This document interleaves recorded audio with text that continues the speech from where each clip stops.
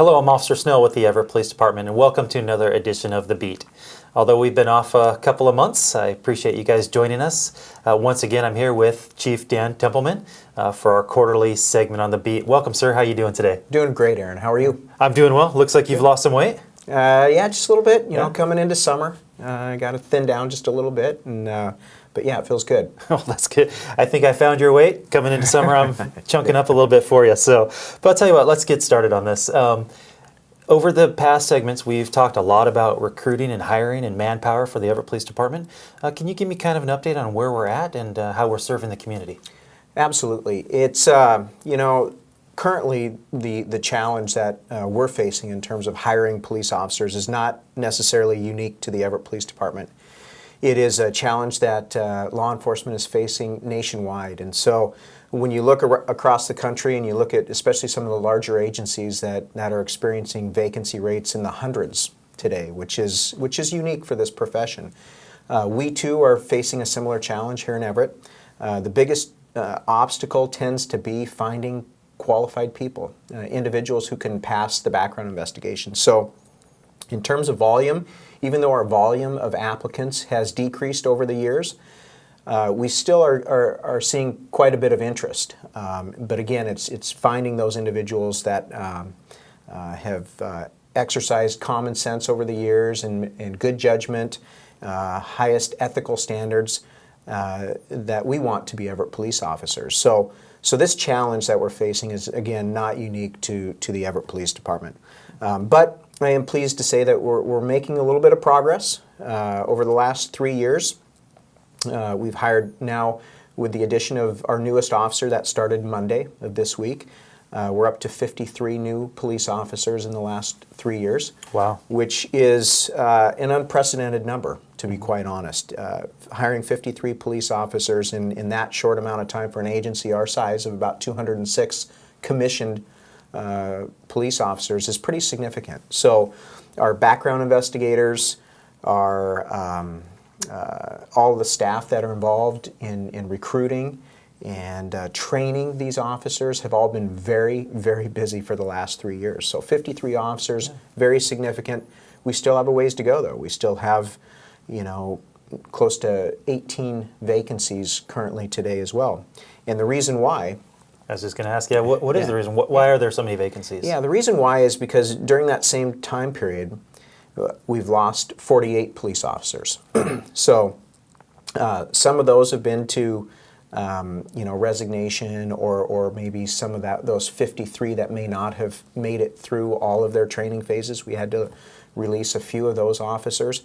But the majority has been to retirement. So we've had many, many officers retire over the last 3 years.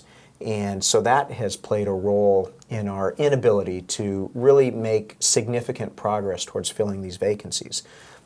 One of the more significant factors that I look at in looking at that 48 in terms of that number of officers that we've lost over the last 3 years is the level of experience. Yeah. So when you do have officers that leave, what type of problems do we have because of that?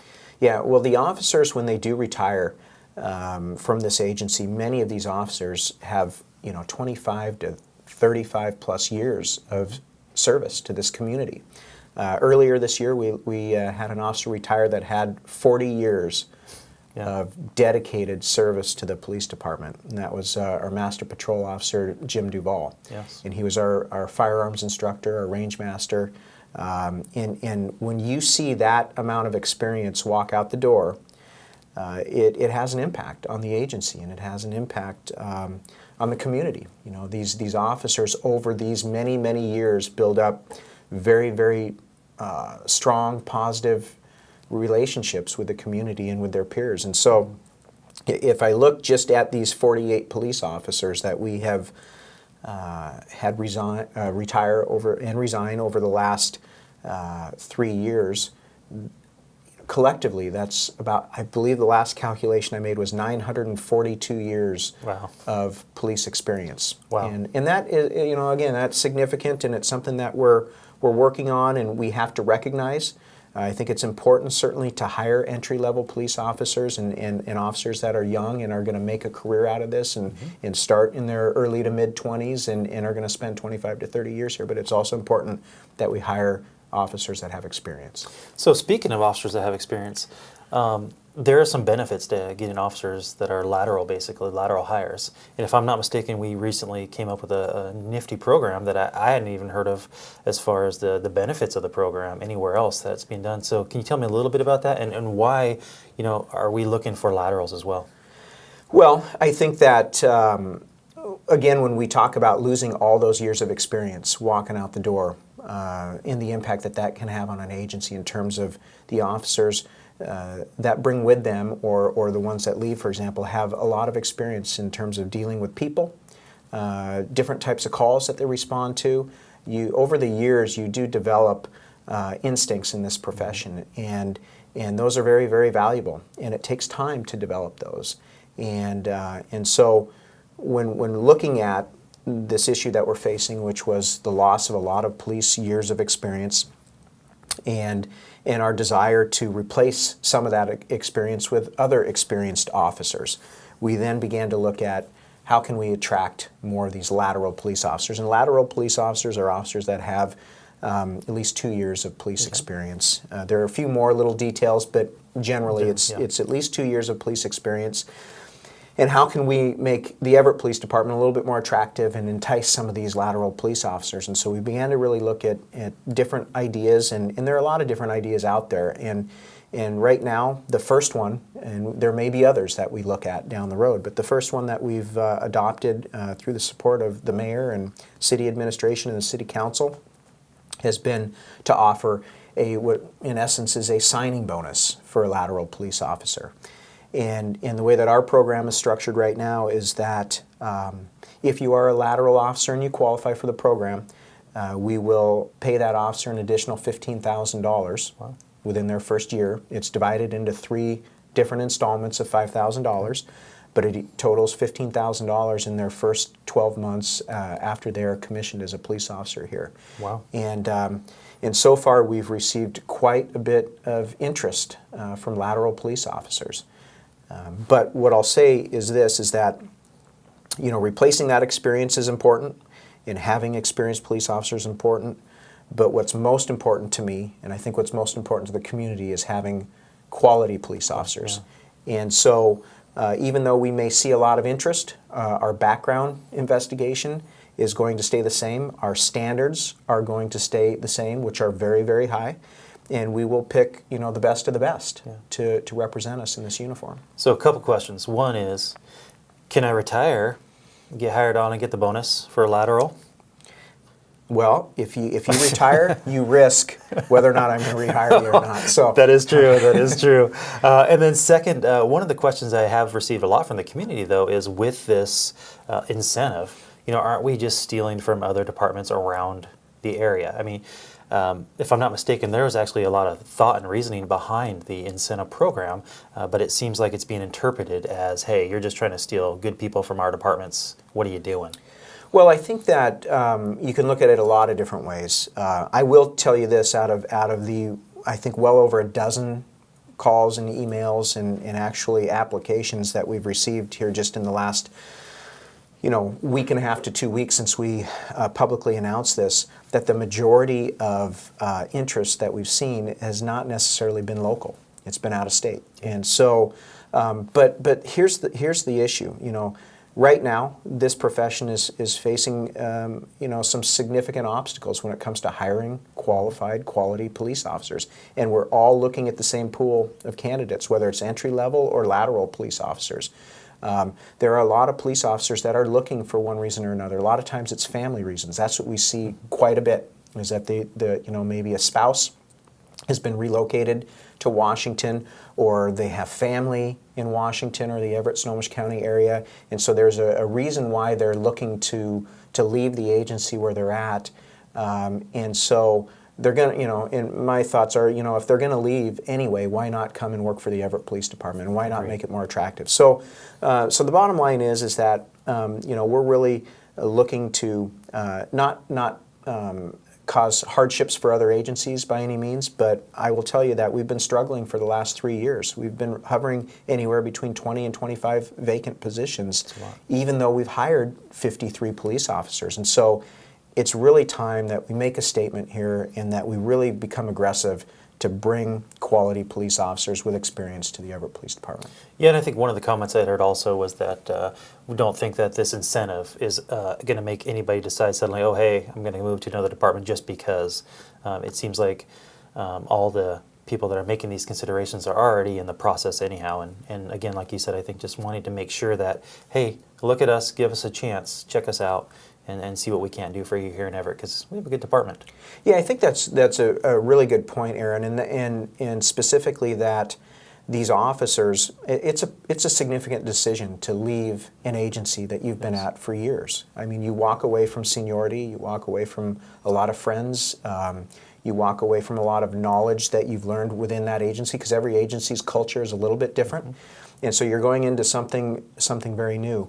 But again, as you've indicated, and as I did earlier, a lot of these officers are already looking for one reason or another to make a move. And so if we can help them a little bit with this $15,000 bonus, then we're going to do it. That's right.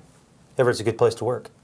So speaking of the officers that we do currently have, we are working with the Streets Initiative, Safe Streets, all that good stuff with the city, and that's a powerful program. I know that we have a large part of that.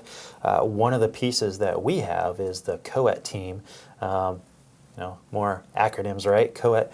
Can you tell us a little bit about COET and what that means, and specifically what they're doing and why that's helping our community? Sure. The COET team, and the acronym is COET, so COET, Community Outreach and Enforcement Team. As a result of the mayor in 2014 convening the Streets Initiative Task Force, which was a group of many different City of Everett business leaders, community leaders, the faith-based community, social service providers, and citizens, to look at street-level issues in Everett, and particularly some of the issues surrounding the impacts of homelessness on our businesses and our residents, heroin, a lot of these community issues, quality of life issues that were impacting a lot of our residents. And as a result of that, the task force came up with 63 different recommendations, and the recommendations fell in a few different buckets, but one of those buckets was enforcement and outreach.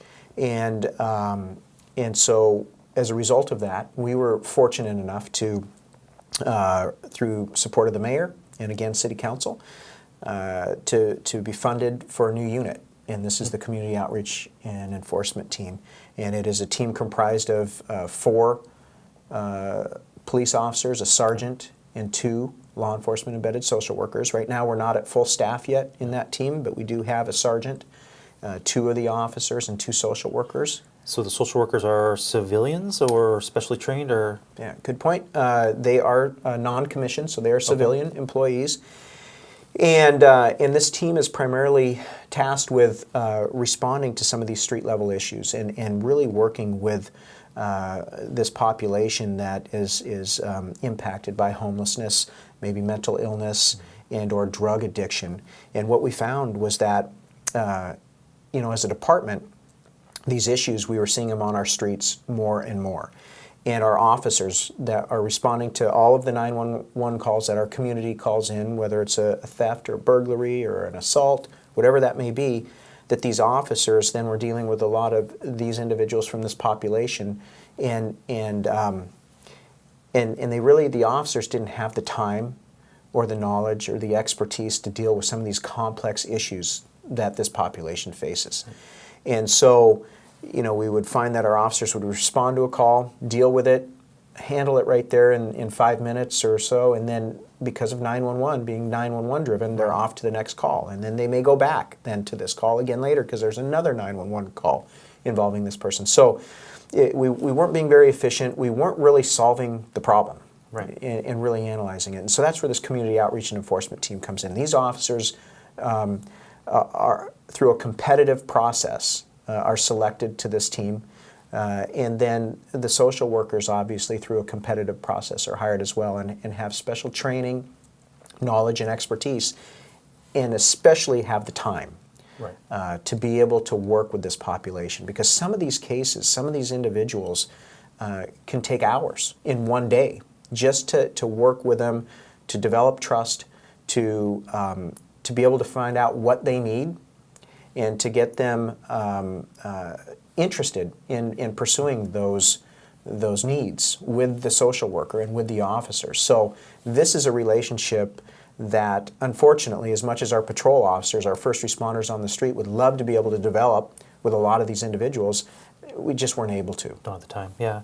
So back in the day, or the olden days, or a couple of years ago at least, we would deal with the same people over and over and over again, basically. Is that what I'm hearing? And so a use of our resources, intense use of our resources. So now we actually have a group that's specifically dedicated to handle all those calls. Is that kind of how that works? Kind of. It's, you know, you're right. The way that we were doing it before is that, you know, our patrol officers would respond to a certain individual who somebody had called 911 about, and the officer would show up, handle the call, clear the call, go back, handle other calls. They may get a call back again.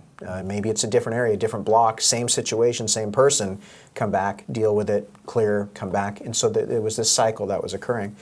And again, what we found was that, you know, we needed individuals with this level of expertise to be able to work with them. And I will tell you that the Law Enforcement Embedded Social Worker program that we have as part of our COET team is something that today I don't think we could live without. I agree. The value that they bring, the expertise, the knowledge, the perspective on these issues is invaluable, and they have forced our officers to think in a different way, and to look at things differently, and look at this population a little bit differently. And but I will tell you that 25 years ago, when I started in this profession, I never would have imagined having a social worker in the seat right next to me. I just would not have envisioned that. And today, it's hard for me to envision us without that resource. Yeah. So a lot of times, people in this population, we would deal with them, but not only us, but also fire and the hospital, the jail, right? Because we would book them into jail for various offenses, because that was previously one way just how to deal with the problem. I mean, you know, you break the law, you go to jail. So are we kind of going to this, again, kind of outside term, hug-a-thug kind of idea, where we're just kind of giving them a pass for having drugs and all sorts of, you know, urinating on property and causing problems and trespassing? You know, is it carte blanche? Hey, we'll just give you some services. How does that work? Well, absolutely not. If you look at the name of the team, you know, Community Outreach and Enforcement Team, this wasn't something we just whipped up. You know, this was something that we really put a lot of thought into, and it was really important to me as the chief and to the officers of this agency, and I think to the community, that we have a balance, you know, of outreach and enforcement. So when you talk about, and the population that you're talking about right now is what we would refer to as our chronic utilizers. Right. These are the individuals, and there's a small number of them, that consume a very high level of resources. So whether it's police resource, fire resource, emergency room, jail, you know, there is this population that is circulating through all of those different entities, and consuming a lot of resources, racking up a lot of expenses, sometimes to the tune of over $500,000 in a single year for one individual. It's high use. It is high use, and so what our law enforcement embedded social workers and our community outreach team, what they focus on is that population. You know, so just so that the public understands that our law enforcement embedded social workers, that is not a resource where the community can necessarily call up the police department and say, hey, you know, here's an individual that, you know, I want to refer to the social worker, or that, you know, I think needs resources from the social worker. Typically what we're doing is that we're focusing right now, because we only have 2 of these law enforcement embedded social workers, is we're focusing on those who are consuming the most resources and racking up the highest expenses through all of these different systems that we have in place, and trying to tailor a plan that will work for them, that will get them out of this cycle. Because I'll tell you, the way we used to do it, you know, go out, respond to some of these calls, arrest an individual, book them into jail, They'd stay on average 11 to 12 days in jail, and during that time, the taxpayers pay for all their food, their lodging costs, any medical costs are all paid for by the taxpayer. Then they're released after on average 11 to 12 days, and then that individual would go back to generally the same location that we contacted them in the first place, engage in similar or the same behavior. We would come out, arrest them, put them back in jail, and it was a cycle, okay? And we continually would go through the cycle. We never would solve the problem. We would never deal with what was causing that conduct in the first place. And so today, we're looking at what is the underlying cause, and is there a way for us to break that cycle? But again, I want to stress that it doesn't mean that we don't make arrests. This team, our drug arrests are still occurring at very, very high levels. And so we really believe that it's got to be a balance between the outreach and enforcement, and when it's appropriate to make an arrest, we're going to be making an arrest. So really, we're not letting people skate for doing criminal activity, but we are trying to meet them where they're at that time to try and get them the resources. But if they're doing the crime, we're going to enforce. We are going to enforce, and there are other ways to hold people accountable, and we're looking at those as well. So not only can you arrest them and put them in jail if it's appropriate, but we also now have other programs in place, diversion type programs where, for example, the city, the work crew program, where we can, if we contact an individual for a minor violation, so not a violent crime, but it's maybe a trespass, maybe a minor drug possession of drug paraphernalia charge, that officers on the street now have the ability to refer these individuals to work crew, where they are to show up usually within 24 to 48 hours at a specified location, and we've got a supervisor, not through the police department, but through a contract that we have that oversees the program, and they will pick up garbage in the Everett community along the streets. And I think many of our business entities and our citizens have seen these individuals on the streets cleaning up garbage, and so we do have other ways besides just arresting and putting in jail to try to hold people accountable. Well, what's pretty cool about that too is it's pretty immediate, so it's not some long-term, 6 months down the road. And as well, if I'm not mistaken, while they're doing their service, they also get meals, and then as well they get counseling, so additional services that might be able to help them in where they're at as well. So kind of a neat program, way different, as you're saying, from back when we both first started, or you before I, but when we first started, where it was kind of just that arrest cycle and going through that. So well, thanks for taking that time for that. So going from one specialty type unit to a different specialty type topic is going to be the topic of gangs. So as summer comes around, traditionally we see an uptick in gangs. I know that recently the Snohomish County Sheriff's Office had some information that was put out about that. What's kind of your take on the gang situation in Everett? Should people be terrified? Kind of what's going on out there? What are we doing to address the issues? And kind of what are your feelings? Yeah, well, you're right that typically as the weather gets nicer, as school gets out, we tend to see an uptick in gang-related activity in the city of Everett. And again, not unique to the city of Everett. It occurs throughout the state, and I think throughout the nation we'll see that. We have seen an uptick in gang-related activities since tracking back at least 6 months, and it absolutely is something that, as a chief, it does concern me. A lot of these, many of the activities that those affiliated with gangs are involved in involve violent crime, and so as a public safety official, that is a priority for me, is to monitor that, make sure that we have resources that are dedicated to addressing that, and which we do. We have been working quite a bit with the Snohomish County Sheriff's Office and continue to engage them, because what we find is that, especially in the South Everett area, that a lot of the individuals that we are keeping an eye on that have been identified as confirmed gang members are many of the same individuals that are committing crimes in both the city of Everett and in unincorporated Snohomish County. And so we've been working very well with the Sheriff's Office. We continue to engage the Sheriff's Office. I continue to have discussions with the Sheriff about ways that we can work together to maybe address some of these issues. We also have instituted a dedicated patrol gang emphasis car. What does that entail? What that entails is that utilizing patrol officers that are on duty at the time for a period of time during their shift, anywhere from 2 to 4 or 5 hours, they will team up in a 2-officer car, and they will patrol the areas where we've seen graffiti, maybe drive-by shootings, other robberies or assaults that we believe are related to gang activity.